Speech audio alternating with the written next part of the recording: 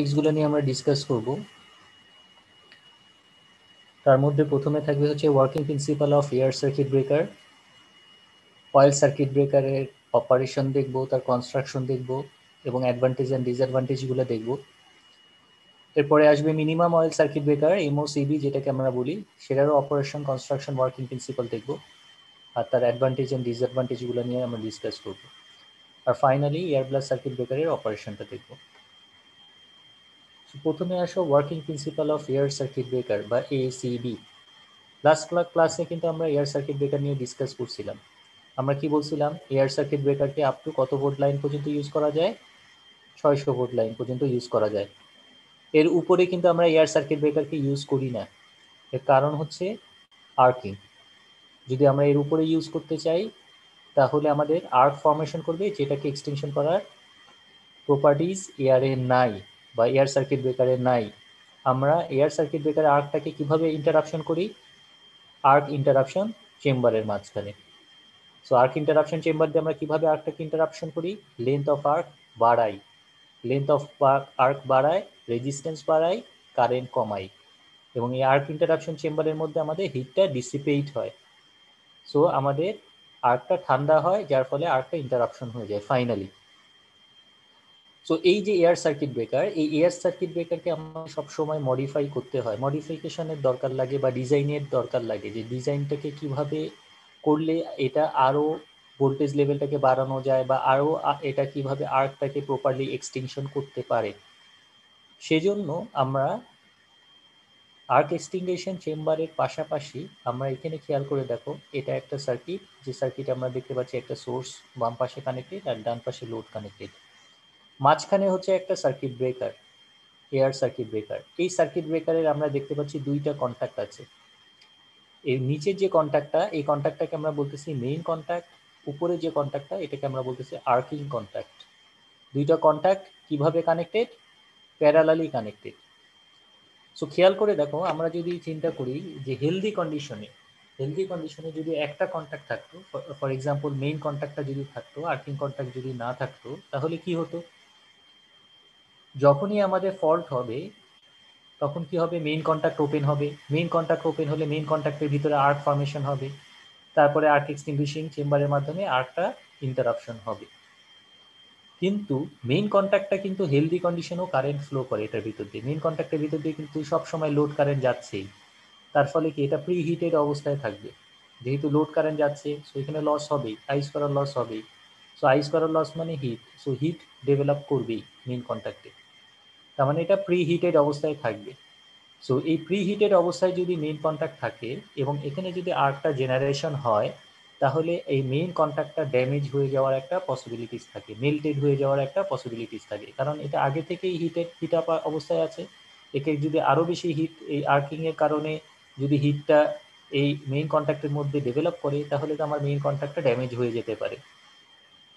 তাহলে আমাদের কি করা উচিত? মেইন কন্ট্যাক্টটাকে সেভ করা উচিত। কিভাবে আমরা সেভ করব?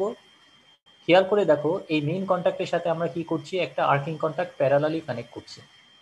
এই মেইন কন্ট্যাক্টের রেজিস্ট্যান্স হচ্ছে low, approximately zero resistance with respect to arcing contact. আর আর্কিং কন্ট্যাক্টের রেজিস্ট্যান্স হচ্ছে হাই। হাই মানে compare to main contact, main কন্ট্যাক্টের থেকে এই রেজিস্ট্যান্সটা বেশি। সো খেয়াল করে দেখো, দুইটা কন্ট্যাক্টই যখন ক্লোজ থাকবে, কোন কন্ট্যাক্টের ভিতর দিয়ে কারেন্ট যাবে বলো? Main contact. Main contact. কেন? রেজিস্ট্যান্স কম।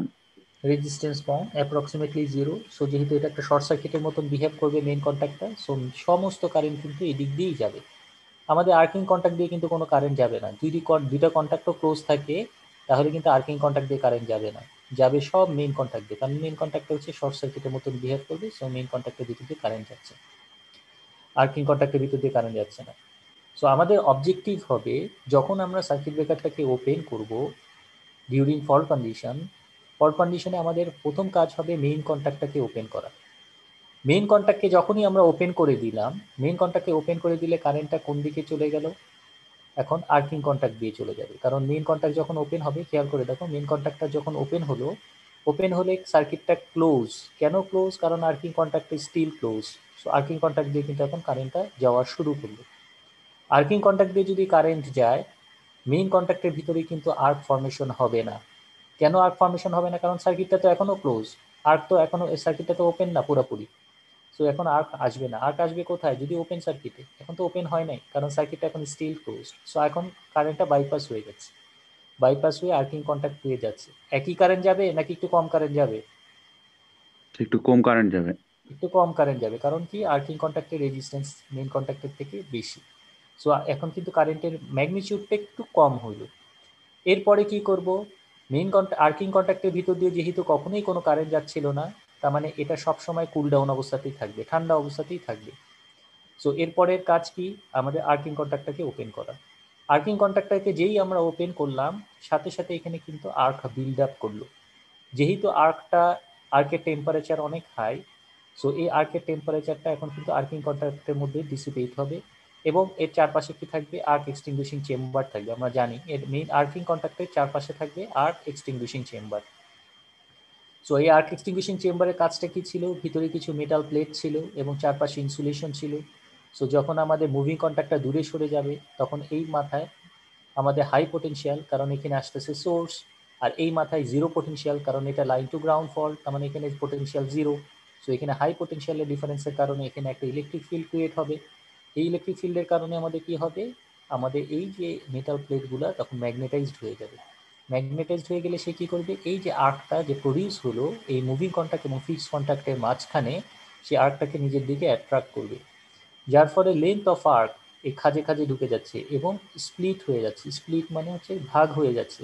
ভাগ মানে কি? যত ভাগ তত কিন্তু কারেন্টটা রিডিউস হয়ে যাচ্ছে, কারেন্টটা কমে যাবে। এবং সাথে সাথে এই লেন্থটা বেড়ে যেয়ে রেজিস্ট্যান্স বেড়ে গিয়ে কারেন্টটা কমে যাবে, সো হিটটাও কমে যাবে। সাথে সাথে কি হবে? এই যে হিটটা যেটা ডেভেলপ করলো সেটা কি হবে? আর্ক এক্সটিংগুইশিং চেম্বার এর মাধ্যমে ডিসিপেট হবে, যার ফলে আমাদের এই মুভিং কন্ট্যাক্টের মানে ফিক্সড কন্ট্যাক্টের মাঝখানে আর্কটা নিভে যাবে। সো ফাইনালি আমাদের আর্কটা নিভে যাবে, সো ফর কারেন্ট ফ্লো করাটা বন্ধ হয়ে যাবে। সো এই অপারেশনটা কি বুঝতে পারছো? সিকোয়েন্সটা? স্যার আর্ক এই এক্সটিংগুইশ চেম্বারের ওইটা স্যার আরেকবার একটু যদি বলতেন স্যার। আচ্ছা, হেলদি কন্ডিশনে কোন দিক দিয়ে কারেন্ট যাবে? Main contact. আর্কিং কন্ট্যাক্ট দিয়ে কারেন্ট যাচ্ছে না। যখনই অ্যাবনর্মাল কন্ডিশন ফর্ম করবে, কোন কন্ট্যাক্ট আগে ওপেন হবে? Sir main contact. Main contact. কারেন্টটা কোথায় চলে গেল? আর্কিং কন্ট্যাক্ট। এখন কি আর্ক ফর্মেশন হবে? না স্যার।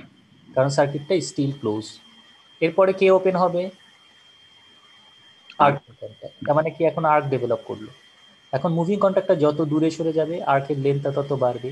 এখন এই জায়গায় আমরা দেখতে পাচ্ছি কি এটা তো ওপেন, এই জায়গাটা তো ওপেন, যদিও আর্ক ফর্মেশন হচ্ছে। আর্ক ফর্মেশন হচ্ছে কেন? কারণ এটা লাইন টু গ্রাউন্ড ফল্ট, তার মানে এই জায়গায় পোটেনশিয়াল কিন্তু জিরো, যেহেতু এখানে গ্রাউন্ড হয়ে গেছে, শর্ট সার্কিট হয়ে গেছে। তার মানে এই জায়গায় পোটেনশিয়াল জিরো, জিরো টার্মিনালটা আসতেছে এই জায়গায়, তার মানে এই জায়গায় জিরো পোটেনশিয়াল। এই জায়গায় high potential, maximum high voltage, কারণ এটা লাইন ভোল্টেজ, সো এখানে লাইন ভোল্টেজ আসতেছে, তার মানে এই টার্মিনালে লাইন ভোল্টেজ, এই জায়গায় জিরো ভোল্টেজ, সো এখানে আমাদের একটা ইলেকট্রিক ফিল্ড ক্রিয়েট হবে। যার ফলে কি হবে? এখানে একটা এই যে মেটাল প্লেটগুলো আছে এগুলো তো চারপাশে আইসোলেশন থাকবে, ইনসুলেটর থাকবে। সো ইনসুলেটর থাকার কারণে এটা নর্মাল হেলদি কন্ডিশনে কিন্তু এটা কখনোই কারেন্ট ক্যারি করে না। সো যখন এই ইলেকট্রিক ফিল্ডটা জেনারেট করবে তখন এই মেটাল প্লেটগুলো ম্যাগনেটাইজড হয়ে যাবে। একটা ইউনিফর্ম ইলেকট্রিক ফিল্ডের কারণে মেটাল প্লেটগুলো ম্যাগনেটাইজড হয়ে যাবে। ম্যাগনেটাইজড হয়ে গিয়ে সে এই যে আর্কটা জেনারেট যে করলো, এই আর্কের কারেন্টটাকে সে নিজের দিকে অ্যাট্রাক্ট করবে। অ্যাট্রাক্ট করলে আর্কের লেন্থটা বেড়ে যাবে। এই যে বেড়ে যাচ্ছে, দেখো খাজে খাজে ঢুকে যাচ্ছে, ফাঁকে ফাঁকে ঢুকে যাচ্ছে, সো লেন্থটা বেড়ে যাচ্ছে, সাথে সাথে স্প্লিটও হয়ে যাচ্ছে। আগে ছিল একটা আর্ক, এখন কিন্তু খাজে খাজে ঢুকে যাওয়ার কারণে আর্কটি স্প্লিট হয়ে গেল। সো লেন্থ বেড়ে গেল, রেজিস্ট্যান্স বেড়ে গেল, কারেন্ট কমে গেল। হিটটা কি অ্যাকচুয়ালি? হিটটা হচ্ছে আই স্কোয়ার ইন্টু আর। আরটা কি? রেজিস্ট্যান্স। এখন রেজিস্ট্যান্স বেড়ে গেলে তো বলতে পারো যে হিট বেড়ে গেল, তাহলে কিন্তু এখানে হিট কিন্তু বাড়বে না। কারণ কি? হিটটা হচ্ছে আই স্কোয়ার টাইমস ইন্টু আর। এখন এখানে স্কোয়ারটাকে যদি আমি কমাতে পারি তাহলে হিটটা রিডিউস বেশি হবে। সো রেজিস্ট্যান্সটাকে বাড়ায়, আইটাকে কমাচ্ছি। আইটাকে কমায়, যেহেতু আইটা স্কোয়ার টাইমস হারে বাড়ছে, সেজন্য আমরা হিটটাকে কমানোর দরকার। হিটটাকে কমানোর একটাই ওয়ে রেজিস্ট্যান্সটাকে বাড়ানো। রেজিস্ট্যান্সটাকে বাড়ালে কারেন্টটা কমবে, কারেন্টটা কমলে হিটটা কমে যাবে। আর হিটটা ডিসিপেট হবে কোথায়? এই মেটাল প্লেটের মাঝখানে। কেন?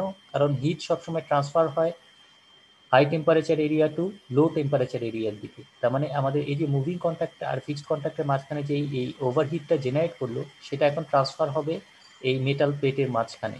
সো এই মেটাল প্লেটগুলো হিটটাকে অ্যাবজর্ব করে নেবে। সো আমাদের এই কন্ট্যাক্ট পয়েন্টগুলো ঠান্ডা থাকবে। সো আমাদের মুভিং কন্ট্যাক্টটাও সেফ থাকবে।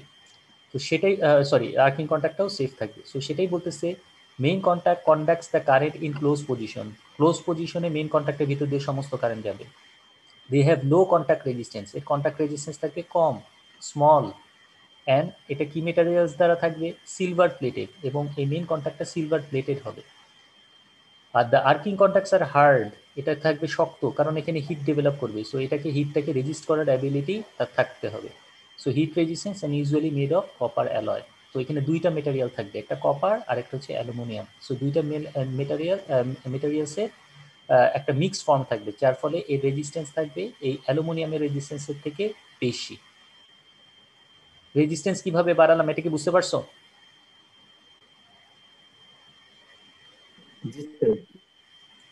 এটার মধ্যে রেজিস্ট্যান্স কার থাকবে? শুধু এখানে রেজিস্ট্যান্স কার? স্যার যে আর্ক কন্ট্রাক্ট স্যার। মেইন কন্ট্যাক্টে রেজিস্ট্যান্সের মধ্যে রেজিস্ট্যান্স হিসেবে কি আসতেছে? এখানে কি ইউজ করতেছি, কি মেটেরিয়াল ইউজ করতেছি? যে বললাম মেইন কন্ট্যাক্ট আচ্ছা এখানে কি বলতেছি, they have low contact resistance and are silver plated. এই মেইন কন্ট্যাক্টটা কি দ্বারা, কি প্লেটেড থাকবে? সিলভার। Silver plated. আর এই কন্ট্যাক্টটা কি কি মেটেরিয়ালসে থাকবে? Hard. Copper plus alloy, copper alloy mix করা থাকবে, ঠিক আছে? অ্যালুমিনিয়াম আর কপার মিক্স করা থাকবে। তার মানে এটার যে রেজিস্ট্যান্স, এটা রেজিস্ট্যান্স কম, তুলনায় বেশি থাকবে। কারণ কি, আমাদের জানি কি প্রত্যেকটা মেটেরিয়ালসের কিন্তু আলাদা আলাদা রেজিস্ট্যান্স আছে। সিলভারের রেজিস্ট্যান্স একরকম, কপারের রেজিস্ট্যান্স একরকম, অ্যালুমিনিয়ামের রেজিস্ট্যান্স একরকম। তার মানে এখানে একটা অ্যালয় ইউজ করা হচ্ছে, যে অ্যালয়টা কি করতেছে, যে এখানে দুইটা মেটেরিয়াল ইউজ করা হচ্ছে, যার ফলে তার রেজিস্ট্যান্সটা কার থেকে বেশি? এই সিলভার প্লেটের থেকে বেশি। সো তার মানে হেলদি কন্ডিশনে এটার ভিতর দিয়ে কোনো কারেন্ট যাবে না, যেহেতু এটা রেজিস্ট্যান্স বেশি, সেটাই বলতেছে। The arcing contacts are hard, heat resistance and usually made of copper alloy. যখন ওপেন হবে মেইন কন্ট্যাক্টটা আগে ওপেন হবে, so dislodge first main contact. তারপরে কি হবে, কারেন্টটা আর্কিং কন্ট্যাক্টের ভিতর দিয়ে পাস করবে। মেইন কন্ট্যাক্ট থেকে যদি চলে যায় তাহলে আর্কিং কন্ট্যাক্টের ভিতর দিয়ে পাস করবে। এই যে আর্কিং কন্ট্যাক্টের ভিতর দিয়ে পাস করছে, তারপরে কি হবে, আর্কিং কন্ট্যাক্টটা dislodge later and arc is drawn between them. So এখানে আমাদের আর্কিং কন্ট্যাক্টের ভিতরে আর্ক ফর্মেশন হচ্ছে। আর যখন আর্ক ফর্মেশন হবে তখন এটা ইলেকট্রোম্যাগনেটিক ফোর্সের কারণে আমাদের কি হবে, এই যে আর্কিং কারেন্টটা এই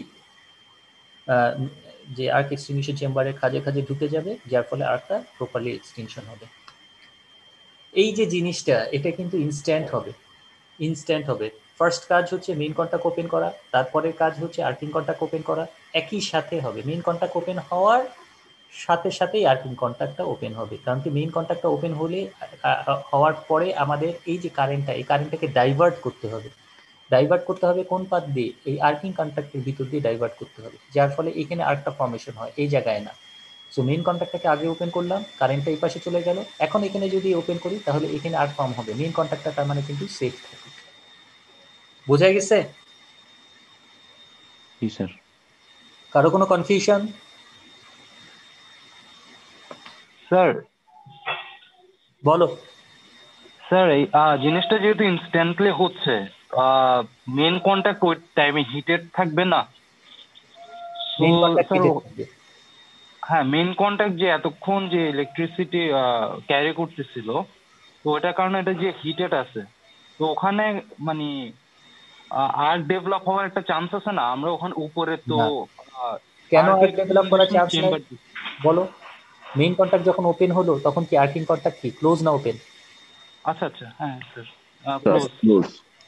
তার মানে স্যার কিন্তু আমি কারেন্টটাকে কিন্তু আমরা বাইপাস করলাম, এই জন্যই আমাদের আর্কিং কন্ট্যাক্টটাকে মেইন কন্ট্যাক্ট ওপেনের সময় ক্লোজ থাকতে হবে, বুঝতে পারছো?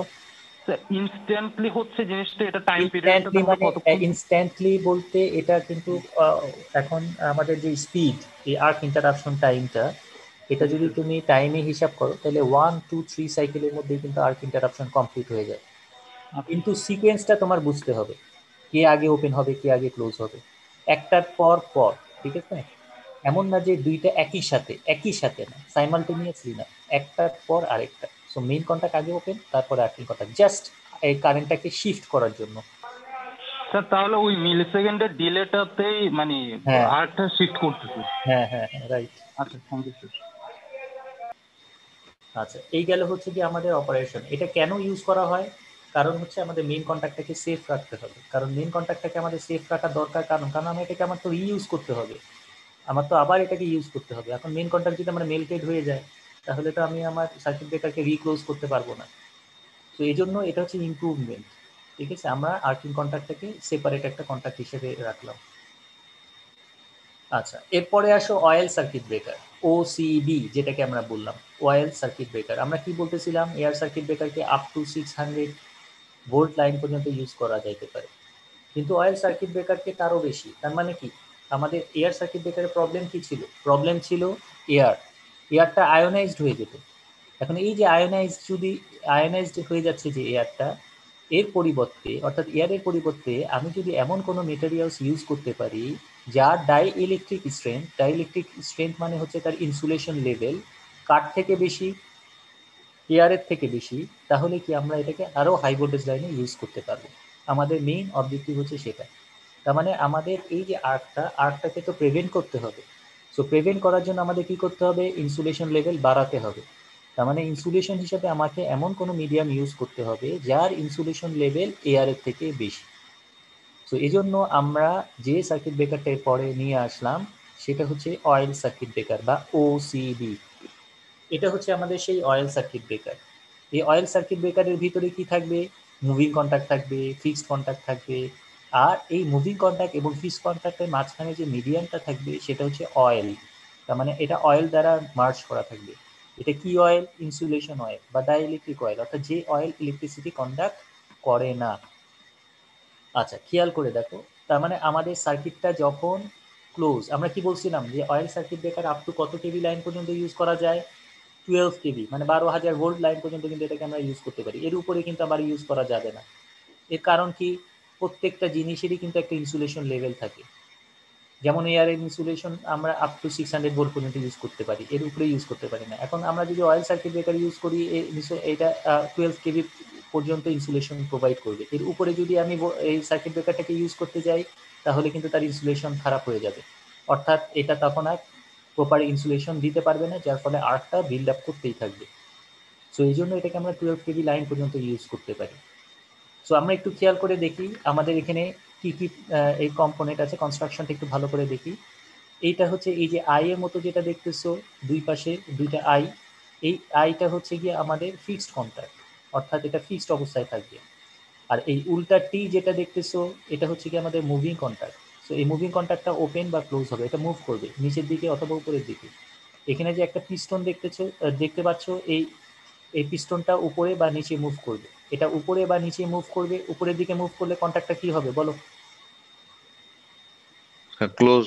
ক্লোজ হবে। নিচের দিকে মুভ করলে এটা ওপেন হয়ে গেল, তাই না? সো এই যে মুভমেন্টটা করার জন্য আমাদের এই যে শ্যাফটটা দেখতেছো, এই শ্যাফটের সাথে মোটর থাকবে, স্প্রিং থাকবে কানেক্টেড। এটা তোমাদের ল্যাবের মধ্যে ভিডিওতে ডেমনস্ট্রেশন করে দেখানো হয়েছে, সেটা একটু দেখে নিবা। এখানে আমাদের কিভাবে ক্লোজ বা ওপেন হচ্ছে সেটা আমরা দেখাচ্ছি না, আমরা এখানে এটার অপারেশনটা দেখাচ্ছি। ওপেন বা ক্লোজ হওয়ার জন্য এটা ল্যাবে তোমরা একটু ভিডিওটা ভালো করে দেখে নিবা যে কিভাবে এটাকে ওপেন বা ক্লোজ করা হচ্ছে, মুভিং কন্ট্যাক্টটাকে কিভাবে শিফট করা হচ্ছে। সো এই যে মুভিং কন্ট্যাক্টটা যখন এটা ওপেন হবে, ওপেন হচ্ছে কোথায়, কিসের মাঝখানে, কিসের মাঝখানে ওপেন হচ্ছে? Sir oil. অয়েলের মাঝখানে।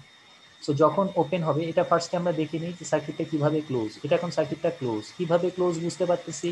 এই দেখো খেয়াল করে, এটা হচ্ছে গিয়ে আমাদের, এটা হচ্ছে ইনপুট লাইন, ঠিক আছে? সো ইনপুট আসলো, তারপরে ফিক্সড কন্ট্যাক্ট দিয়ে গেল কারেন্ট গিয়ে, তারপরে আমাদের মুভিং কন্ট্যাক্টে গেল, মুভিং কন্ট্যাক্ট থেকে আবার ফিক্সড কন্ট্যাক্টে গেল, গিয়ে আমাদের এটা হচ্ছে গিয়ে আউটপুট টার্মিনাল। তার মানে ইনপুট এসে ঢুকলো, ফিক্সড কন্ট্যাক্ট হয়ে, মুভিং কন্ট্যাক্ট হয়ে, আবার ফিক্সড কন্ট্যাক্ট হয়ে আউটপুটে চলে গেল। এটা হচ্ছে গিয়ে কারেন্ট ফ্লোয়িং এর direction during on condition. So এই অন যখন অবস্থা, তখন তার অবস্থা এটা। কিন্তু যখন এটাকে অফ যখন হবে বা ওপেন যখন হবে, তখন খেয়াল করে দেখো তো কয়টা জায়গায় তার ব্রেক পয়েন্ট, কয়টা জায়গায় ব্রেক হচ্ছে, কয়টা জায়গায়? একটা জায়গায় না দুইটা দুইটা জায়গায়? দুইটা দুইটা জায়গায়, তার মানে এই জায়গায় ব্রেক পয়েন্ট, এই জায়গাতেও ব্রেক হচ্ছে, এই জায়গাতেও ব্রেক হচ্ছে। যত বেশি ব্রেক হবে তত ভালো নাকি তত খারাপ? ব্রেক পয়েন্ট বেশি থাকলে ভালো ফল কারেন্ট ইন্টারাপশনের জন্য নাকি খারাপ, বলো তো? ব্রেক স্যার ভিউ যত পয়েন্ট বেশি থাকলে ভালো স্যার। বেশি থাকলে ভালো। কেন ভালো? কারণ এখানে আমাদের কি হচ্ছে, দুইটা জায়গায় আর্ক ফর্ম করবে, তাই না? একটা ব্রেক পয়েন্ট থাকলে কয়টা জায়গায় ফর্ম করতো? একটা জায়গায়। এখন কয়টা জায়গায় ফর্ম করবে? দুইটা জায়গায়। দুইটা জায়গায় যদি ফর্ম করে তাহলে লেন্থটা কি একটা থাকবে না ডবল হবে? ডবল হয়ে যাবে স্যার। লেন্থ যদি ডবল হয় এটা রেজিস্ট্যান্সের সাথে ডিরেক্টলি প্রপোর্শনাল, তাহলে রেজিস্ট্যান্সও কি হয়ে যাবে, ডবল হয়ে যাবে। আর রেজিস্ট্যান্স ডবল হয়ে গেলে কারেন্ট অর্ধেক হয়ে যাবে। তার মানে আমাদের ব্রেক পয়েন্ট যত থাকবে তত কিন্তু ভালো ওপেনের সময়। তো এখানে আমাদের কয়টা ব্রেক পয়েন্ট রাখা হয়েছে? এই জন্য দুইটা ব্রেক পয়েন্ট রাখা হয়েছে। তো যখন এটা কি বুঝতে পারছো কনসেপ্টটা? জি স্যার। জি স্যার। আচ্ছা, এখন কি হবে, এই জায়গায় আর্ক ফর্মেশন করবে, যেহেতু এটা কন্ট্যাক্টটা ওপেন হয়ে গেছে, এখন এখানে আর্ক ফর্মেশন হবে। ঠিক আছে, যখন এখানে লাইন টু গ্রাউন্ড ফল্ট হবে, তার মানে একটা টার্মিনালে লাইন ভোল্টেজ আসবে আর একটা টার্মিনালে গ্রাউন্ড, সো এখানে আর্ক ফর্মেশন হবে। তো দেখো এখানে আর্ক কিন্তু জেনারেট করলো। আর্কটা জেনারেট করতেছে কোথায়? ডাইইলেকট্রিক অয়েলের মাঝখানে। ঠিক আছে, অয়েলের মাঝখানে, তার মানে অয়েলটা কি হয়ে যাবে, ডিকম্পোজ হয়ে যাবে, এটা পুড়ে যাবে। পুড়ে গিয়ে কি জেনারেট করবে? গ্যাস। অয়েল যদি ডিকম্পোজ হয়ে যায় তখন গ্যাস জেনারেট করে, যেটাকে আমরা বলি হাইড্রোজেন গ্যাস, এবং কার্বন জেনারেট করে। সো তার মানে এটার মধ্যে এটা ডিকম্পোজ হয়ে দুইটা জিনিস তৈরি করবে, একটা হচ্ছে হাইড্রোজেন গ্যাস আর একটা হচ্ছে কার্বন। সো এই যে হাইড্রোজেন গ্যাস যে জেনারেট করবে, এই যে দেখো এখানে বাবুল আকারে দেখাচ্ছি যে হাইড্রোজেন গ্যাস জেনারেট করছে, এই হাইড্রোজেন গ্যাসটা কিন্তু কুলিং এর কাজ করে, কুলিং এর কাজ করে। সো কুলিং এর কিন্তু আমাদের দরকার, আর্কটাকে কুল ডাউন করা দরকার যাতে করে আর্কটা নিভে যায়। সো এই হাইড্রোজেন গ্যাসটা কুলিং এর কাজ করে, এবং যত বেশি আর্ক ফর্ম করবে তত বেশি হাইড্রোজেন অয়েলটা ডিকম্পোজটা তত বেশি হবে।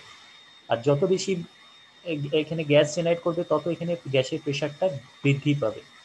গ্যাসের প্রেশার যদি ইনক্রিজ করে তাহলে আর্কটাকে জেনারেট করতে সে বাধা দিবে, তার ফলে আর্কটা এক্সটিংশন হয়ে যাবে। এখন দেখো এখানে আর্ক নাই, সেখানে হাইড্রোজেন গ্যাস, এবং সাথে সাথে কার্বন এটার সাথে জমা হবে।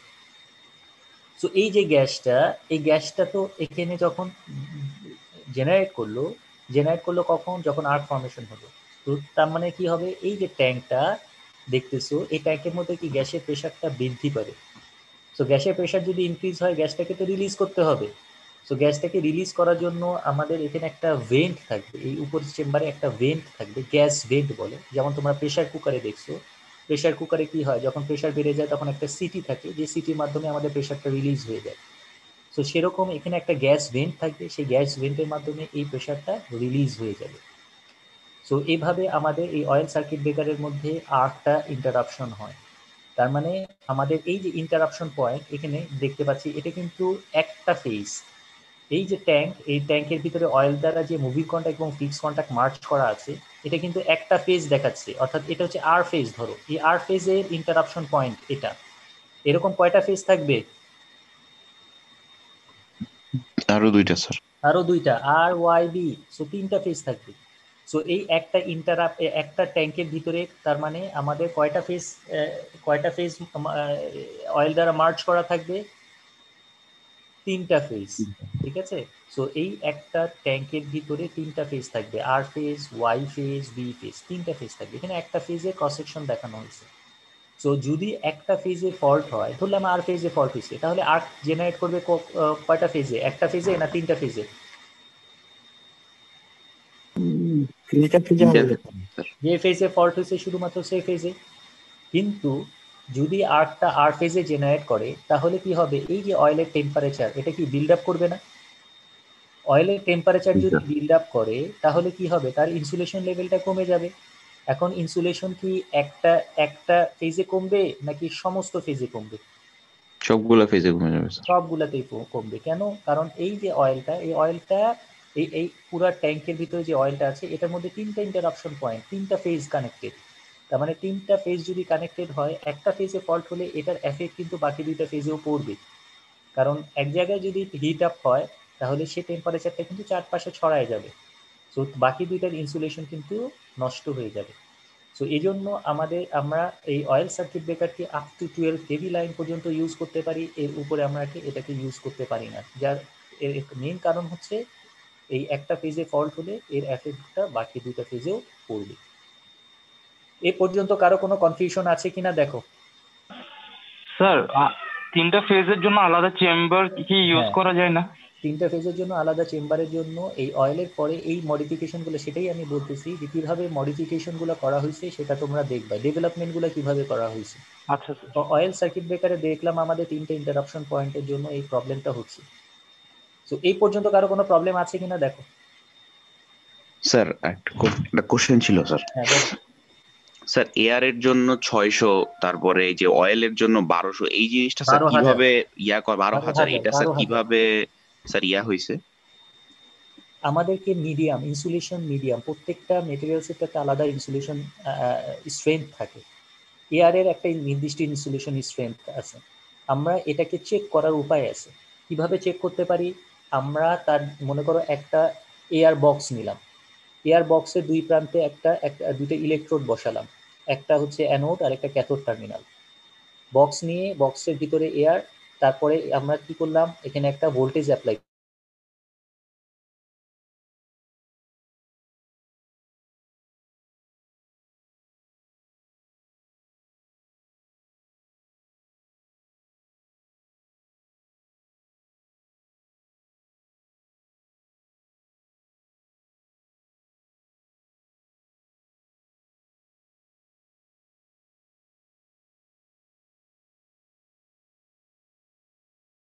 আমাদের কিন্তু এই যে এটা একটা ইনপুট, এটা একটা ইনপুট, এটা একটা ইনপুট, তিনটা ইনপুট। আর এই পাশে দেখা যাচ্ছে আরো তিনটা আউটপুট, এই যে একটা আউটপুট, এই যে একটা আউটপুট, আর এই পাশে আরেকটা আউটপুট আছে যেটা দেখা যাচ্ছে না। সো এখানে কিন্তু ছয়টা টার্মিনাল, তিনটা টার্মিনাল ইনপুটের জন্য, তিনটা আউটপুটের জন্য। সো ইন্টারাপশন পয়েন্ট কিন্তু এই যে এই ট্যাঙ্কের ভিতরে এটা মার্চ করা থাকবে, এটা পুরোটাই অয়েল দ্বারা মার্চ করা। এটাই হচ্ছে আমাদের ওসিবি বা অয়েল সার্কিট ব্রেকার। অ্যাডভান্টেজগুলো কি? এক number, mineral oil has better insulation properties than air. এটা তো আমরা বললামই, এয়ারের থেকে ইনসুলেশন প্রপার্টিজটা বেশি, যার ফলে আমরা এটাকে হাই ভোল্টেজ লাইনে ইউজ করতে পারি। Oil provides cooling by producing hydrogen gas. So এখানে আমাদের প্রডিউস করতেছে হাইড্রোজেন গ্যাস কীভাবে? যেহেতু আর্ক জেনারেট করতেছে, সেহেতু আমাদের এই অয়েলটা ডিকম্পোজ হয়ে হাইড্রোজেন গ্যাস জেনারেট করতেছে। 3 নাম্বার অ্যাডভান্টেজ হচ্ছে অয়েল ইজ ইজিলি অ্যাভেলেবল, সব জায়গাতে পাওয়া যায়, সব সময় পাওয়া যায়। ইট has wide range of breaking capacity, এবং আমরা দেখেছিলাম যে অয়েল সার্কিট ব্রেকার দিয়ে আপ টু 500 MVA পর্যন্ত কিন্তু আমরা ফল্ট কারেন্ট ক্লিয়ার করতে পারি। তার মানে আমাদের কিন্তু ব্রেকিং ক্যাপাসিটিটা বা ফল্ট কারেন্ট ক্লিয়ারিং ক্যাপাসিটিটা অনেক হাই নর্মাল সার্কিট ব্রেকার বা এয়ার সার্কিট ব্রেকারের তুলনায়। সো এটাই বলতেছি, it has wide range of breaking capacity. Breaking capacity মানে ফল্ট কারেন্ট ক্লিয়ারিং ক্যাপাবিলিটি, অর্থাৎ যখন ব্রেক হবে তখন সে ম্যাক্সিমাম কত ফল্ট কারেন্ট ক্লিয়ার করতে পারবে। ডিসঅ্যাডভান্টেজগুলো কি?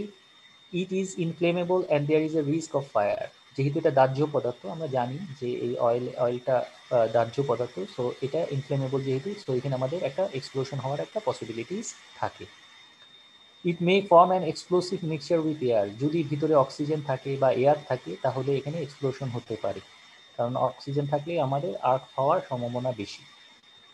It requires maintenance. মেনটেনেন্স কেন রিকোয়ার সেটা তো বুঝতেই পারতেছো, কারণ অয়েলটা ডিকম্পোজ হয়ে যাচ্ছে, গ্যাস হয়ে যাচ্ছে, তার মানে অয়েল লেভেল কমে যাবে। অয়েল লেভেল যদি কমে যায় তাহলে অয়েলটাকে তো আবার রিফিল করতে হবে।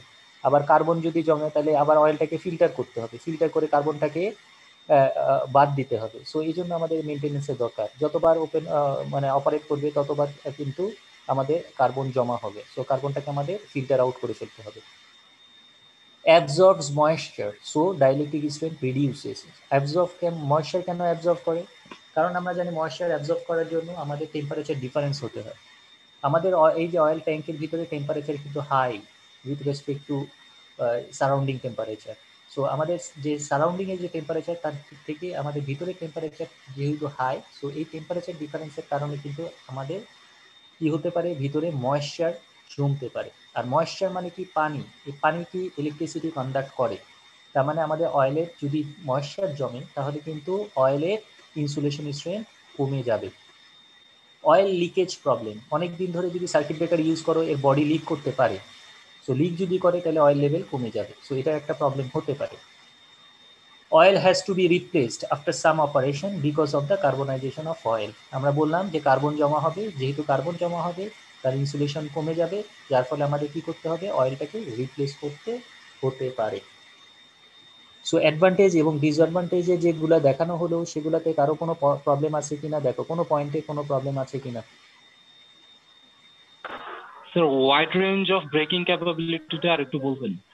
Wide range of breaking capability মানে এখানে আমরা লাস্ট ক্লাসে আমরা বলেছিলাম যে এটা আপ টু 500 MVA। 500 MVA মানে 500 ইন্টু 10⁶ VA পর্যন্ত এর ক্যাপাসিটি। তার মানে এটাকে যদি 12 kV অর্থাৎ এটা ভোল্টেজ রেটিং দিয়ে যদি ভাগ দাও, √3 দিয়ে যদি ভাগ দাও, তাহলে কি পাবা, তার fault current clearing capability. So এই যে ফল্ট কারেন্ট, ম্যাক্সিমাম কত ফল্ট কারেন্ট সে ক্লিয়ার করতে পারতেছে সেটাই হচ্ছে তার ব্রেকিং ক্যাপাবিলিটি, ব্রেক করতে পারতেছে। তো যেহেতু এটা এখানে ইনসুলেশন হিসেবে আমরা অয়েল ইউজ করতেছি, সো এয়ারের থেকে তার ব্রেকিং ক্যাপাবিলিটিটা অনেক হাই। ঠিক আছে, সো এটাই বলতেছে এয়ারে যেরকম ছিল আপ টু কত 35 MVA, সেই 35 MVA থেকে আমরা চলে গেলাম 500 MVA। সো এখানে ব্রেকিং ক্যাপাবিলিটিটা হাই, সেটাই বোঝাচ্ছে আর কি। জি স্যার। আচ্ছা, এরপরে আসি মিনিমাম অয়েল সার্কিট ব্রেকার। কিভাবে মিনিমাম, যেটা আমরা বলতেছিলাম চেম্বার কি করব, সেপারেট করব। কারণ কি, আমাদের এক জায়গায় আর ফর্ম করলে আমরা চাই যেন এর এফেক্টটা বাকি চেম্বারে না পড়ে। সো প্রথম কাজ হচ্ছে আমাদের 3টা চেম্বারকে সেপারেট করা। সো এটা হচ্ছে কি একটা মিনিমাম অয়েল সার্কিট ব্রেকারের কনস্ট্রাকশন। একটু খেয়াল করে দেখি কনস্ট্রাকশনটা। এটা হচ্ছে মিনিমাম অয়েল সার্কিট ব্রেকার। এই যে মিনিমাম অয়েল সার্কিট ব্রেকারের জন্য এটা কিন্তু এখানে একটা চেম্বারই, কিন্তু অর্থাৎ এখানে একটা ফেজ। তাহলে ফেজটা কিভাবে কানেক্টেড এটা একটু খেয়াল করি। যে ফেজটা কানেক্টেড হচ্ছে এখানে আমাদের, এটা হচ্ছে আমাদের ইনপুট লাইন। তার মানে এটা হচ্ছে আমাদের ইনপুট। এই যে ইনপুট আসলো, এই রেড কালার দিয়ে যে আই শেপটা দেখতেছো এটা হচ্ছে গিয়ে আমাদের ফিক্সড কন্ট্যাক্ট। আর নিচে উল্টা টি যেটা দেখতেছো এটা হচ্ছে মুভিং কন্ট্যাক্ট। এই মুভিং কন্ট্যাক্টটা উপরের দিকে বা নিচের দিকে মুভমেন্ট হবে। কিভাবে মুভমেন্ট হবে, এর নিচে একটা পিস্টন আছে, এটা ল্যাবের মধ্যে ডিটেলে দেখানো হচ্ছে। এই পিস্টনটাকে যদি আমরা ঠেলে উপরের দিকে উঠাই মোটরের থ্রুতে, তাহলে পিস্টনটা উপরের দিকে মুভ করলে কন্ট্যাক্টটা ক্লোজ হবে। তার মানে আমাদের এইটা হচ্ছে ইনপুট টার্মিনাল, আসলো ফিক্সড কন্ট্যাক্ট হয়ে মুভিং কন্ট্যাক্ট হয়ে এটা হচ্ছে কি আমাদের আউটপুট টার্মিনাল। সো এটা হচ্ছে আমাদের সার্কিটটা এভাবে কানেক্টেড হবে। এখন তো সার্কিটটা কি ওপেন না ক্লোজ বলো তো? ওপেন। ওপেন। সো এখন কারেন্ট ফ্লো করবে না, কিন্তু যখন এই পিস্টনটা উপরের দিকে মুভ করবে তখন কন্ট্যাক্টটা কানেক্টেড হয়ে যাবে, তখন আমাদের কিন্তু এই পাত দিয়ে কিন্তু আমাদের কারেন্টটা ফ্লো করবে। সো এই যে এই যে আমাদের যে সার্কিট ব্রেকারটা দেখতে পাচ্ছি, এই সার্কিট ব্রেকারের মধ্যে কিন্তু আবার দুইটা পোর্শন আছে। এই যে উপরে একটা পোর্শন, খেয়াল করে দেখো, উপরে একটা পোর্শন আছে এবং নিচে আর একটা পোর্শন আছে। এই দুইটা পোর্শন কিন্তু আলাদা। উপরের যে চেম্বারটা এটাকে আমরা বলি circuit breaker chamber. Circuit breaker chamber মানে যে জায়গায় সার্কিটটা ওপেন বা ক্লোজ হবে, এই চেম্বারটাকে আমরা বলি সার্কিট ব্রেকার চেম্বার। তার মানে এই উপরে যে চেম্বারটা দেখতেছি আমরা, এই উপরের চেম্বারটাকে আমরা বলতেছি সার্কিট ব্রেকার চেম্বার, এই যে উপরের চেম্বার। আর নিচের যে গ্রিন কালার দিয়ে যে বক্সটা আঁকলাম আমরা, সেটা হচ্ছে গিয়ে সাপোর্টিং চেম্বার। এই সাপোর্টিং চেম্বারের মধ্যে থাকবে এই মুভিং কন্ট্যাক্টের পিস্টনটা। সো এই দুইটা চেম্বারের অয়েলটা সেপারেটেড, অর্থাৎ একটার অয়েল আরেকটা অয়েলের সাথে মিক্স আপ হবে না। উপরের চেম্বারের অয়েল আলাদা, নিচের চেম্বারের অয়েল আলাদা। সো আলাদা করার কারণে আমাদের অয়েলের পরিমাণ কিন্তু আরও কমে যাচ্ছে। ঠিক আছে, তার মানে আমরা কি করলাম, সেপারেট চেম্বার করলাম। সেপারেট চেম্বারকেও আবার দুইটা ভাগে ভাগ করলাম, একটা কি সাপোর্টিং চেম্বার আর একটা হচ্ছে সার্কিট ব্রেকার চেম্বার। সাপোর্টিং চেম্বারের মধ্যে থাকবে পিস্টনটা, যেটার মুভমেন্টের কারণে সার্কিটটা ক্লোজ বা ওপেন হবে। আর সার্কিট ব্রেকার চেম্বারের মধ্যে থাকবে মুভিং কন্ট্যাক্ট, ফিক্সড কন্ট্যাক্ট এবং arc extinction device. Arc extinction device মানে এখানে আর্কিং হর্ন আছে, এখানে খেয়াল করে দেখো আর্কিং হর্ন এটাকে আমরা বলি, যেটা আমরা আর্ক এক্সটিংগুইশিং চেম্বার বলি, এটা হচ্ছে এখানে আর্কিং হর্ন। সো এখানে দেখো একটু প্রত্যেকটা কম্পোনেন্ট। এটা হচ্ছে উপরে একটা টপ চেম্বার যেটাকে আমরা বলি সার্কিট ব্রেকার চেম্বার, আর এখানে একটা গ্যাস ভেন্ট থাকবে, যেটা বললাম যে যখন এখানে হাইড্রোজেন গ্যাস ক্রিয়েট হবে, যেহেতু অয়েলের মধ্যে আর্ক ফর্ম করলে হাইড্রোজেন গ্যাস জেনারেট করে, সেই গ্যাসটাকে বের করে নিয়ে আসতে হবে, না হলে তো এটা ব্লাস্ট করবে প্রেশারের কারণে। সো এটা হচ্ছে কি সেই সিটিটা বা মানে যে আমাদের যে প্রেশার কুকারে যে সিটিটা থাকে সেরকম একটা ভেন্ট থাকবে এখানে। সেই ভেন্টের মাধ্যমে, এটা স্প্রিং অপারেটেড ভেন্ট, যখন প্রেশার পড়বে তখন আমাদের গ্যাসটা রিলিজ হয়ে যাবে। এখানে অয়েল লেভেল দেখাচ্ছে। এরপরে নিচেটা হচ্ছে গিয়ে আপার টার্মিনাল, এরপরে এটা হচ্ছে ফিক্সড কন্টাক্ট, এটা হচ্ছে আর্ক এক্সটিংশন ডিভাইস, এটা হচ্ছে মুভিং কন্টাক্ট, আর এটা হচ্ছে আউটপুট টার্মিনাল। আর এটা হচ্ছে কি আমাদের মুভিং কন্টাক্টের সাথে এটা হচ্ছে কি আমাদের পিস্টন, আর এটাকে আমরা বলতেছি সাপোর্টিং চেম্বার। আর এখানে একটা ড্রেইন থাকবে। ড্রেইন থাকবে কি কারণে? কারণ আমাদের অয়েলটাকে রিপ্লেস করার সময় জন্য আমাদের কি করতে হবে, এই অয়েলটাকে বের করে নিয়ে আসতে হবে। বের করার জন্য এখানে ড্রেইন থাকবে, যে ড্রেইন ভালভের মাধ্যমে আমরা অয়েলটাকে বের করে নিয়ে এসে আবার এটাকে রিপ্লেস করতে পারবো। যেহেতু এখানে দুইটা চেম্বার আছে এবং দুইটা চেম্বারের অয়েলটা মিক্স করা না, সো এই জন্য আমাদের ড্রেইন ভালভ থাকবে দুইটা। উপরে চেম্বারের অয়েলটাকে রিপ্লেস করার জন্য উপরে একটা ড্রেইন ভালভ থাকবে, নিচের চেম্বারের অয়েলটাকে রিপ্লেস করার জন্য নিচে একটা ড্রেইন ভালভ থাকবে। সো এখন আমরা বুঝতে পারলাম যে উপরের চেম্বারের অয়েল আলাদা, নিচের চেম্বারের অয়েল আলাদা। তাহলে নিচের চেম্বারে অয়েলটা কেন ইউজ করা হয়? নিচের চেম্বারে অয়েলটা ইউজ করা হয় হচ্ছে ফ্রিকশন লস কমানোর জন্য। আমরা জানি যে এয়ার যদি থাকে তাহলে এখানে ফ্রিকশন হবে, ফ্রিকশন হলে আমাদের টেম্পারেচারটা বাড়বে। সো যা বাড়লে আমাদের এই যে ইন্টারাপশন পয়েন্টে হিট জেনারেট করবে, সো হিটটাকে রিডিউস করার জন্য আমাদের নিচে অয়েল ইউজ করা হয়। এই পিস্টনটা জানে আমার পিস্টনটার মুভমেন্টে যেন কোনো ফ্রিকশন না হয়। আর উপরে চেম্বারে অয়েলটা ইউজ করা হয় কেন? কারণ এই আর্কটাকে ইন্টারাপশনের জন্য, আর্কটা যেখানে জেনারেট করবে এই আর্কটাকে ইন্টারাপশনের জন্য আমাদের নিচের চেম্বারে উপরের চেম্বারে অয়েল ইউজ করা হয়। সো এখানে আমরা এই যে যে কথাগুলো আমরা বললাম, এই কথাগুলো এখানে লেখা আছে। আমাদের এখানে দুইটা চেম্বার থাকবে, দুইটা চেম্বারের কাজ কি? উপরে চেম্বারের কাজ হচ্ছে আর্কটাকে ইন্টারাপশন করা, নিচের চেম্বারের কাজ হচ্ছে গিয়ে আমাদের মুভমেন্টের সময় যেন কোনো ফ্রিকশন না হয়, এই ফ্রিকশন লসটাকে কমানোর জন্য আমাদের নিচের চেম্বারটা ইউজ করা। এ পর্যন্ত কারো কোনো কনফিউশন আছে কিনা দেখো। স্যার আমরা অয়েল ইউজ করতেছি যেহেতু, আবার ওই আর্ক হর্নটা কেন প্রয়োজন হচ্ছে আমাদের? আমি তো বললাম যে এটারও তো একটা ইনসুলেশন লেভেল আছে। আমরা আর্কটাকে কমানোর জন্যই চেষ্টা করতেছি, ঠিক আছে, কিন্তু এরও তো একটা ইনসুলেশন লেভেল আছে। সো এই ইনসুলেশনের থেকে যদি বেশি হয় তাহলে আর্ক জেনারেট করবে। সো যদিও আমরা প্রডিউস করতেছি যেমন 12 কেভি লাইন পর্যন্তই আমরা এই সার্কিট ব্রেকার ইউজ করব, তারপরে তো আর্ক ফর্মেশন হতে পারে, ঠিক আছে। সো এই আর্কটা যাতে না হয় এ কারণেই আমাদের এই সার্কিট ব্রেকারে মানে অয়েলটা ইউজ করা হয় এবং এই মেকানিজমগুলো এত কিছু রাখা হয়। বোঝা গেছে? জি স্যার। আচ্ছা, এই পর্যন্ত কারো কোনো কনফিউশন আছে? আচ্ছা, যদি থাকেও তাহলে এর পরের অপারেশনে আমরা ডিটেলে এটা ক্লিয়ার হয়ে যাবে। খেয়াল করো এখন কি অবস্থায় আছে সার্কিট ব্রেকারটা, ওপেন না ক্লোজ? ওপেন অবস্থায় আছে, যেহেতু এখানে এখানে দেখো এটা ফিক্সড কন্ট্যাক্ট আর মুভিং কন্ট্যাক্টটা কি এখন ওপেন। এখন সার্কিট ব্রেকারটা ক্লোজ না ওপেন? Sir close. ক্লোজ, এই যে দেখো ওপেন ক্লোজ হচ্ছে, ঠিক আছে। সো পিস্টনের মুভমেন্টটা দেখো, নিচে দেখো এই পিস্টনটা কিন্তু ঠেলে উপরের দিকে উঠাই দিচ্ছে, যখন ঠেলে উপরের দিকে উঠে যাবে তখন কিন্তু এটা সার্কিটটা ক্লোজ হয়ে যাবে, নিচের দিকে আসলে ওপেন হয়ে যাবে, ঠিক আছে। সো যেই ওপেন হবে সাথে সাথে কি হবে, সেখানে আর্ক ফর্মেশন হবে। এই যে আর্ক যে ফর্মেশন হলো, এখানে আমাদের এই আর্ক এখানে কিন্তু এখানে একটা হর্ন আছে, আর্কিং হর্ন। এটা একটা কন্ডাক্টিং মেটেরিয়ালস, তার মানে এটা কারেন্ট কন্ডাক্ট করে, ঠিক আছে। যখন এখানে আর্ক ফর্ম করবে তখন আর্কটা কি হয়ে যাবে, এই যে কন্ডাক্টিং মেটেরিয়ালসের মধ্যে স্প্লিট হয়ে যাবে, দুইটা ভাগে ভাগ হয়ে গেল, এখানে একটা ভাগ হয়ে গেল, এখানে একটা ভাগ। তার মানে যত ভাগ তত রেজিস্ট্যান্স বেশি, যত রেজিস্ট্যান্স বেশি তত কারেন্ট কম। আর এখানে আর্ক যখন ফর্ম করলো তখন এখানে কি হবে, এই যে এই জায়গাটায় আমাদের হাইড্রোজেন গ্যাস ক্রিয়েট হবে। এই হাইড্রোজেন গ্যাসটা কি করবে, এখানে প্রেশার ক্রিয়েট করবে, যার ফলে সে আর্কটাকে ডেভেলপ করতে বাধা দিবে, যার ফলে আর্কটা এক্সটিংশন হয়ে যাবে।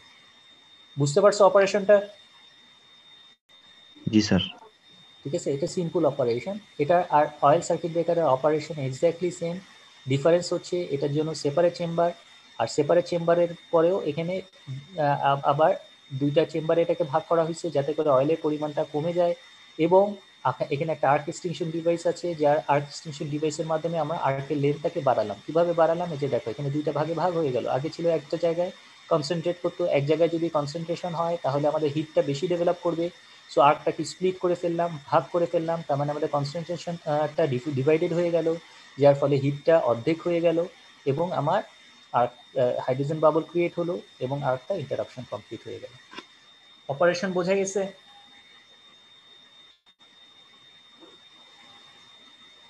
আচ্ছা, সো এরপরে আসি আমরা advantage and disadvantage of MOCB, minimum oil circuit ব্রেকারের অ্যাডভান্টেজ অ্যান্ড ডিসঅ্যাডভান্টেজ।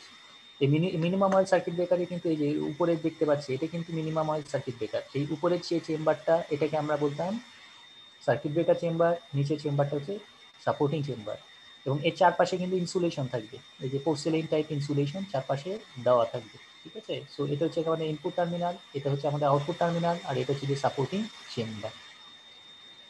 আচ্ছা, সো এখানে কি বলতেছে, it requires lesser quantity of oil. এখানে বুঝতেই পারছি আমাদের অয়েলের পরিমাণ কমে যাবে, একটা ড্রামের মধ্যে অয়েল ইউজ না করে আমরা এখানে চেম্বার করে দিচ্ছি, যেহেতু এখানে অয়েলের পরিমাণটা অনেক কম লাগছে। সো এখানে আমাদের স্পেসও সেই কারণে কমে যাবে, যেহেতু ড্রাম থাকলে আমাদের স্পেস বেশি লাগতো, এখানে আমাদের সেপারেট চেম্বার করার কারণে আমাদের স্পেস কমে যাচ্ছে। There is a reduced risk of fire. Bulk oil circuit ব্রেকারে ফায়ারিং হওয়ার সম্ভাবনা যত বেশি, এখানে অয়েলের পরিমাণ যেহেতু কম, সো ফায়ারিং হওয়ার সম্ভাবনাও কম। Maintenance problem are also reduced, maintenance প্রবলেমটাও কম। Due to smaller quantity of oil the degree of carbonization is increased. So যেহেতু এখানে স্মল কোয়ান্টিটি অয়েল ইউজ করা হচ্ছে, সো এখানে যখন আর্ক প্রডিউস হবে কার্বনের পরিমাণ রেশিওতে যদি হিসাব করো তাহলে বাল্ক অয়েলের তুলনায় এখানে কার্বনের পরিমাণ বেশি জমবে। যদি রেশিও হিসাব করো তাহলে এখানে কার্বনের পরিমাণটা বেশি জমবে, যেহেতু এখানে smaller quantity of oil use করা হচ্ছে। There is a difficult of removing the gas from the contact space in time. আমরা কি বললাম, এখানে একটা গ্যাস ভেন্ট থাকে, যেটা কি করে প্রেশার ক্রিয়েট করলে গ্যাস ভেন্টটা ওপেন হয়ে যায়, গ্যাস ভেন্ট ওপেন হয়ে গেলে গ্যাসটা রিলিজ হয়ে যায়, কিন্তু এটা ইনস্ট্যান্ট অপারেশন না, এটা প্রেশারের উপরে ডিপেন্ড করে, যত বেশি প্রেশার ক্রিয়েট হবে তত বেশি এটা ওপেন হবে। সো এটা কিন্তু সাথে সাথে কিন্তু আমাদের গ্যাসটা রিলিজ হবে না, সো গ্যাস রিলিজ হওয়ার জন্য একটু সময় লাগে। সেজন্য এটা বলতেছে আমাদের যে there is a difficulties of removing the gas from the contact space in time. সময় মতো এটাকে রিডিউস করাটা একটু difficult. The dielectric strength of oil deteriorates rapidly due to the high degree of carbonization. So যেহেতু এখানে কার্বনের পরিমাণ বেশি জমতেছে, সেজন্য এই ডাইইলেকট্রিক স্ট্রেংথটা কি হবে, কমে যাওয়ার একটা পসিবিলিটি থাকে, কারণ কার্বন যত বেশি হবে তার ইনসুলেশন স্ট্রেংথটাও তত কমে যাবে। সো এই পয়েন্টগুলোতে কারো কোনো প্রবলেম আছে কিনা দেখো, এ পর্যন্ত কারো কোনো প্রবলেম আছে কিনা দেখো।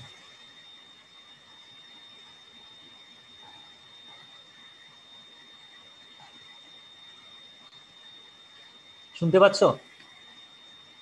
জি স্যার। জি স্যার। যদি প্রবলেম না থাকে, আমাদের আজকের লাস্ট যেটা সার্কিট ব্রেকারের অপারেশন আমরা দেখব, সেটা হচ্ছে এয়ার ব্লাস্ট সার্কিট ব্রেকার। তো একটু খেয়াল করে দেখি আমরা।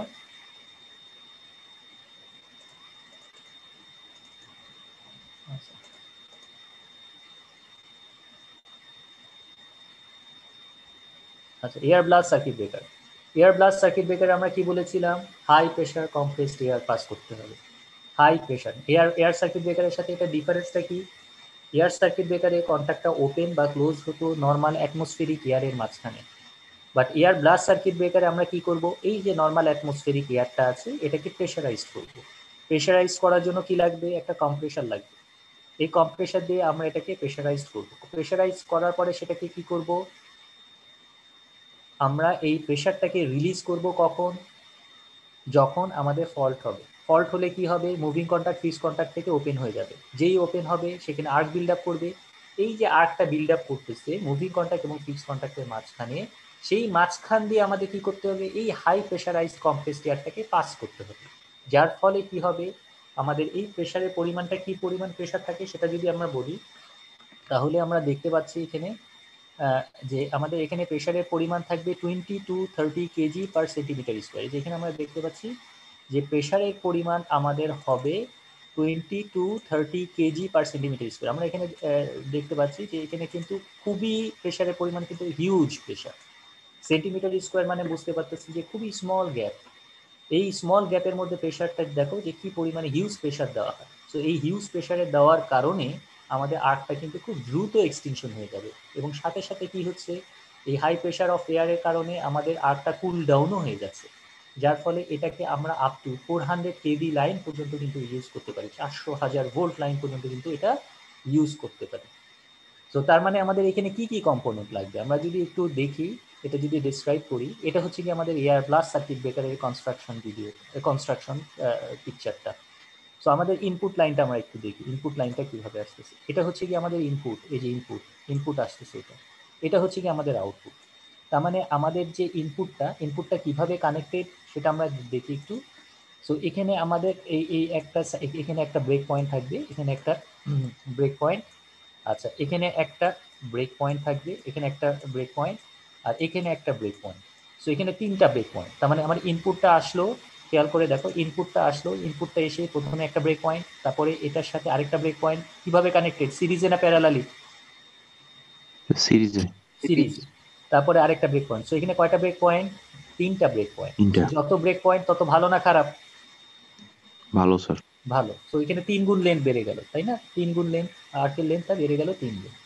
সো এখানে দেখো, এখানে ইনসুলেটর আছে। এই ইনসুলেটরগুলো হচ্ছে হলো, অর্থাৎ মাঝখানটা হচ্ছে ফাঁকা, ঠিক আছে? পুরাটাই ফাঁকা, একটা পাইপের মতন ফাঁকা। সো এই হলো ইনসুলেটরের সাথে আমাদের কিছু ভালভ কানেক্টেড। এখানে খেয়াল করে দেখো যে ভালভগুলো যদি আমি দেখাই, ভালভগুলো হচ্ছে এখানে, এই যে ভালভ, ঠিক আছে? ভালভ মানে হচ্ছে দরজা বলতে পারো। তো এখানে কিছু দরজার মতন আছে, ঠিক আছে? এই যে ভালভ, এখানে 3টা ভালভ আছে। সো এটাকে আমরা বলি এয়ার রিজার্ভার। এয়ার রিজার্ভার মানে হচ্ছে এখানে হাই প্রেশারাইজ কম্প্রেসড এয়ার থাকবে। কত প্রেশারে প্রেশারাইজ থাকবে? 20 to 30 KG per centimetre square. So যখনই আমাদের সার্কিটে ট্রিপ সিগন্যাল আসবে, ট্রিপ সিগন্যাল আসবে কখন? যখন ফল্ট হবে। ফল্ট হওয়ার সাথে সাথে ট্রিপ সিগন্যাল আসবে। ট্রিপ সিগন্যাল আসলে আমাদের কি হবে? এই সার্কিট ব্রেকারটা ওপেন হয়ে যাবে। ওপেন হয়ে গেলে কিন্তু আমাদের 3টা পোর্শনে, 3টা জায়গায় কিন্তু আর্কটা বিল্ড আপ করতেছে, ঠিক আছে? 3টা জায়গায়। সো 3টা জায়গায় কোন জায়গায়? এই জায়গায় আমার আর্ক বিল্ড আপ করবে। আর কোথায় বিল্ড আপ করবে? এই জায়গায় আমার আর্ক বিল্ড আপ করবে, আর এই জায়গায় আমার আর্ক বিল্ড আপ করবে।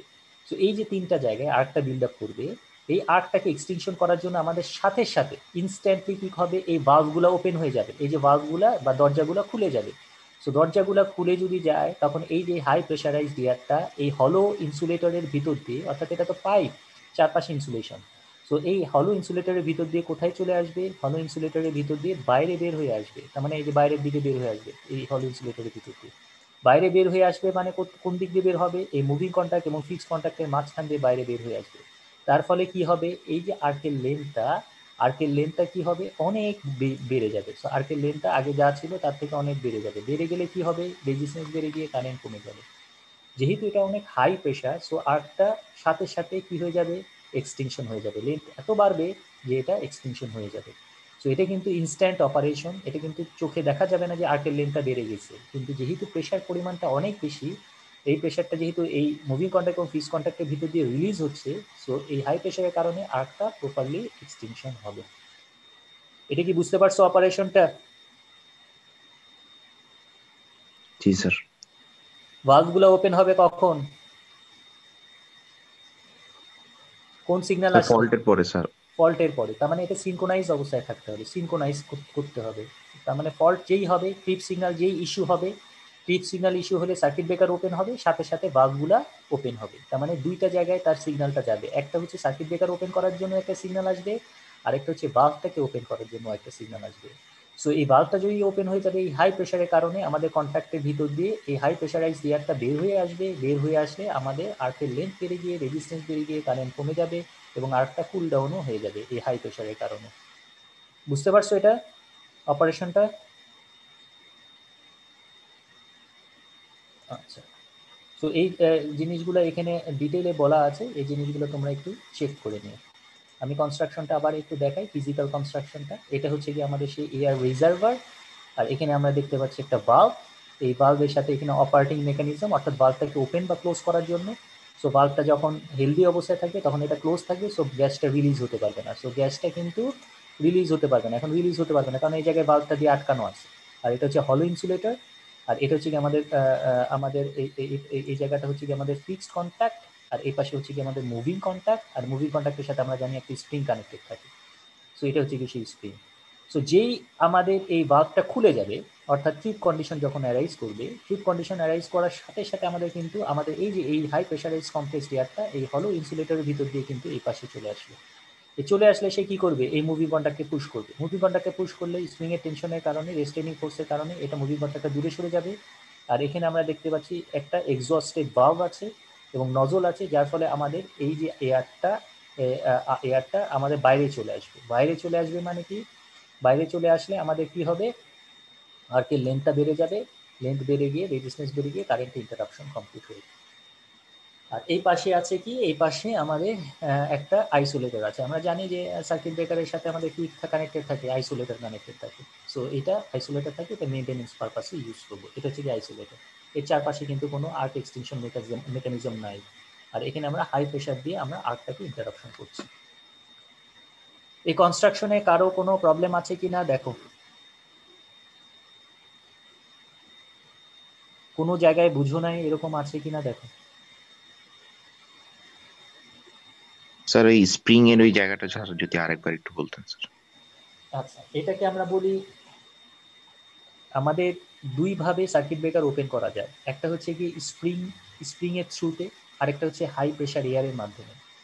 সো যখন আমাদের সার্কিট ব্রেকারে আমরা জানি সার্কিট ব্রেকারকে যখন মুভিং কন্ট্যাক্টটা যখন ফিক্সড কন্ট্যাক্টের সাথে কানেক্টেড থাকতে রাখার দরকার হয়, অর্থাৎ যখন ক্লোজ পজিশন, তখন এই মুভিং কন্ট্যাক্টটাকে ফিক্সড কন্ট্যাক্টের সাথে কানেক্টেড রাখার জন্য এর পিছনে আবার কি লাগে, আবার একটা স্প্রিং থাকে। এই স্প্রিংটা কিসের জন্য? রেস্টেনিং ফোর্স ক্রিয়েট করার জন্য, অর্থাৎ সার্কিট ব্রেকার যেই ওপেন হবে যেন ইনস্ট্যান্টলি সেটা ওপেন করে দিতে পারে। সো মুভিং কন্ট্যাক্টকে ফিক্সড কন্ট্যাক্টের সাথে কানেক্টেড রাখার জন্য আমাদের কি লাগবে? একটা মেকানিক্যাল সাপোর্ট লাগবে। আমরা বলেছিলাম মিনিয়েচার সার্কিট ব্রেকারের ভিতরেও যেরকম থাকে একটা মেকানিক্যাল সাপোর্ট থাকে। এখন সাপোর্টটাকে যদি আমরা সরাই দিতে পারি হাই প্রেশারের মাধ্যমে, হাই প্রেশার অফ এয়ারের মাধ্যমে, তাহলে স্প্রিংটা কি করবে? তার রেস্টেনিং ফোর্সের কারণে মুভিং কন্ট্যাক্টটাকে ফিক্সড কন্ট্যাক্টের থেকে দূরে নিয়ে যাবে। এটা কি বুঝতে পারছো? জি স্যার। আচ্ছা, আমি আমি যদি একটু ড্র করার চেষ্টা করি, আমি জানি না এখানে কতটুকু ড্র করতে পারবো আমি। এই যে এখানে এটা ধরো আমাদের মুভিং কন্ট্যাক্ট, আর এখানে কি থাকবে আমাদের কানেক্টেড? এখানে আমাদের কানেক্টেড থাকবে স্প্রিংটা, ঠিক আছে? এই যে এখানে স্প্রিংটা কানেক্টেড থাকবে, ঠিক আছে? সো এই স্প্রিংটা যখন সার্কিটটা যখন ক্লোজ থাকবে তখন স্প্রিং এর টেনশনটা কি থাকবে? বেশি থাকবে। আর ক্লোজ রাখার জন্য এখানে আমাদের কি থাকে? একটা মেকানিক্যাল সাপোর্ট লাগে। এখন এই যে সাপোর্টটা, এই সাপোর্টটাকে যদি আমরা আনল্যাচ করে দিতে পারি, কিভাবে আনল্যাচ করবো? এই হাই প্রেশার অফ এয়ারের দিয়ে যদি আমরা এটাকে আনল্যাচ করতে পারি, তাহলে আমাদের কি হবে? এই স্প্রিং, এই মুভিং কন্ট্যাক্টটা ফিক্সড কন্ট্যাক্টের সাথে আর কানেক্টেড থাকবে না, এবং স্প্রিং এর রেস্টেনিং ফোর্সের কারণে আমাদের কন্ট্যাক্টটা কি হয়ে যাবে? ওপেন হয়ে যাবে, ঠিক আছে? সো সেটাই আমরা এখানে দেখাচ্ছি আর কি। এটা কি বুঝতে পারছো? জি স্যার। আচ্ছা, তো এই পর্যন্ত কারো কোনো কনফিউশন আছে? নাই। তো আজকে এই পর্যন্তই আমাদের ক্লাস ছিল। আমি আজকে ওই সেকশনে ডিক্লেয়ার যদিও করিনি, এই সেকশনে আমি বলে দিচ্ছি এ পর্যন্ত হচ্ছে গিয়ে তোমাদের ফার্স্ট কুইজের সিলেবাস, ঠিক আছে? আর কুইজটা হবে হচ্ছে তোমাদের কবে তোমরা সবাই মিলে একসাথে দিতে পারবা, সেটা একটা সময় নির্ধারণ করে আমাকে বলো। নেক্সট উইকে আমি সেই সময় নিয়ে নেব।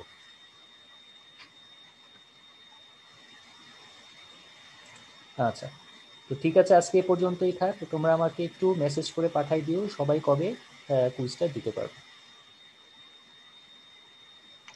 আসসালামু আলাইকুম স্যার। ওয়ালাইকুম আসসালাম।